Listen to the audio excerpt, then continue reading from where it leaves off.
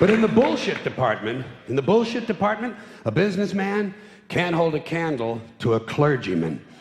Because I gotta tell you the truth, folks. I gotta tell you the truth. When it comes to bullshit, big time, major league bullshit, you have to stand in awe of the all-time champion of false promises and exaggerated claims, religion. No contest. No contest. Religion easily has the greatest bullshit story ever told. Think about it. Religion has actually convinced people that there's an invisible man living in the sky who watches everything you do every minute of every day. And the invisible man has a special list of 10 things he does not want you to do. And if you do any of these 10 things, he has a special place full of fire and smoke and burning and torture and anguish where he will send you to live and suffer and burn and choke and scream and cry forever and ever till the end of time. But he loves you.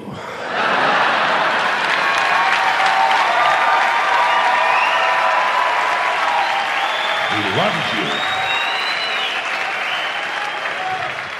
He loves you and he needs money. He always needs money. He's all powerful, all perfect, all knowing, and all wise. Somehow, just can't handle money. Religion takes in billions of dollars. They pay no taxes, and they always need a little more. Now, you talk about a good bullshit story. Holy shit.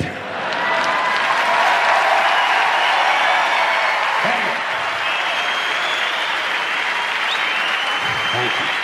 But, thank you. Thank you very much. But I want you to know something. This is sincere. I want you to know, when it comes to believing in God, I really tried. I really tried. I tried to believe that there is a God who created each of us in his own image and likeness, loves us very much, and keeps a close eye on things. I really tried to believe that, but I gotta tell you, the longer you live, the more you look around, the more you realize something is fucked up. Something is wrong here. War, disease, death, destruction, hunger, filth, poverty, torture, crime, corruption, and the ice-capades. Something is definitely wrong. This is not good work. If this is the best God can do, I am not impressed. Results like these do not belong on the resume of a supreme being. This is the kind of shit you'd expect from an office temp with a bad attitude. And just between you and me, in any decently run universe, this guy would have been out on his all-powerful ass a long time ago. And by the way, I say this guy because I firmly believe, looking at these results, that if there is a God, it has to be a man. No woman could or would ever fuck things up like this.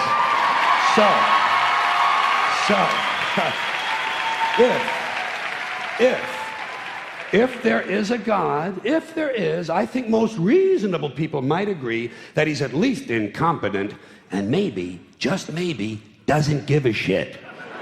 Doesn't give a shit, which I admire in a person and which would explain a lot of these bad results.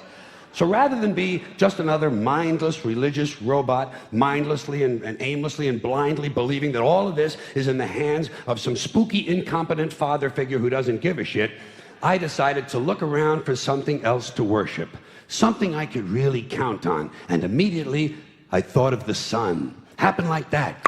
Overnight, I became a sun worshiper. Well, not overnight, you can't see the sun at night. The first thing the next morning, I became a sun worshiper. Several reasons. First of all, I can see the sun, okay? Yeah. Unlike some other gods I could mention, I can actually see the sun. I'm big on that. If I can see something, I don't know, kind of helps the credibility along, you know? So every day I can see the sun as it gives me everything I need: heat, light, food, flowers in the park, reflections on the lake, an occasional skin cancer, but hey, at least there are no crucifixions, and we're not setting people on fire simply because they don't agree with us. Sun worship is fairly simple. There's no mystery, no miracles, no pageantry, no one asks for money, there are no songs to learn, and we don't have a special building where we all gather once a week to compare clothing. And the best thing about the sun, it never tells me I'm unworthy. Doesn't tell me I'm a bad person who needs to be saved. Hadn't said an unkind word. Treats me fine. So I worship the sun. But I don't pray to the sun. Know why? I wouldn't presume on our friendship. It's not polite. I've often thought people treat God rather rudely, don't you? Asking trillions and trillions of prayers every day, asking and pleading and begging for favors. Do this, give me that, I need a new car, I want a better job.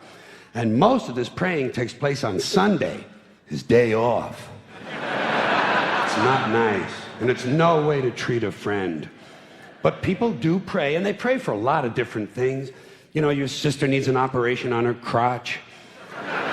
Your brother was arrested for defecating in a mall.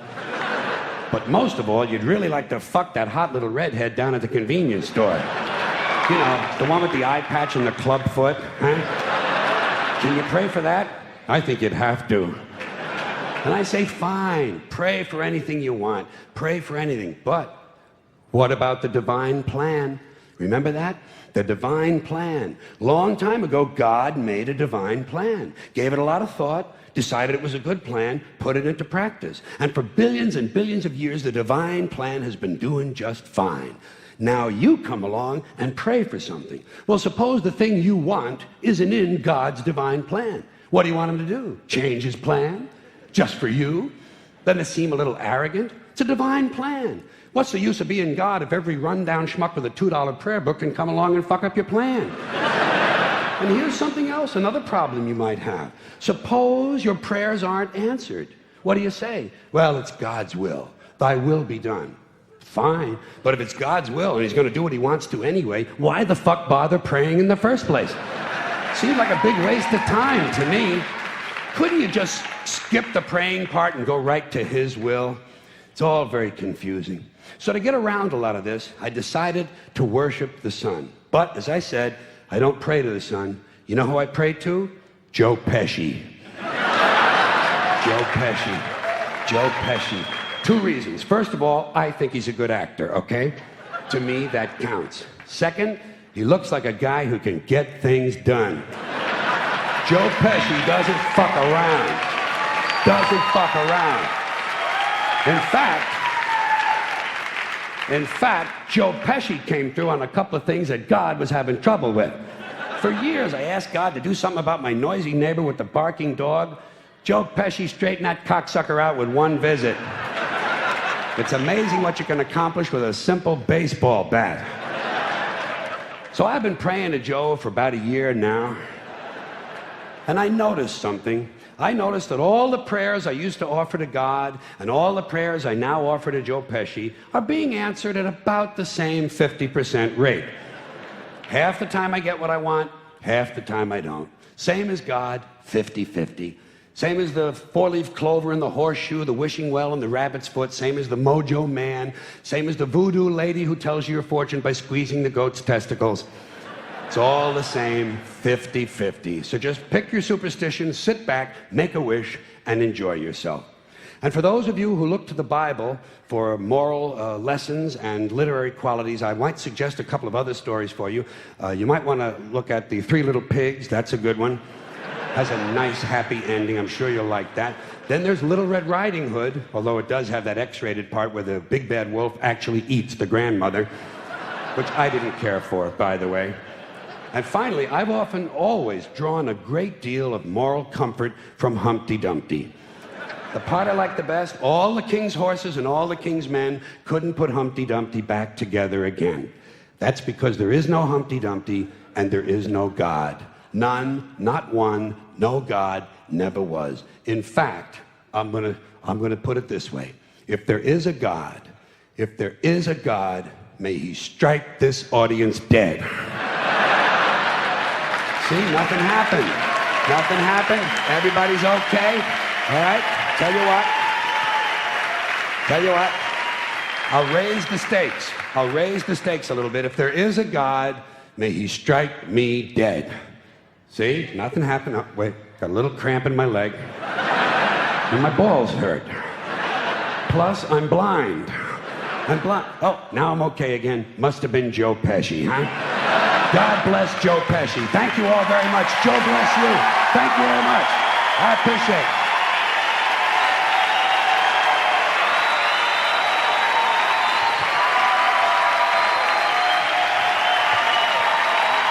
Bye-bye. Have fun. Good. Thank you very much.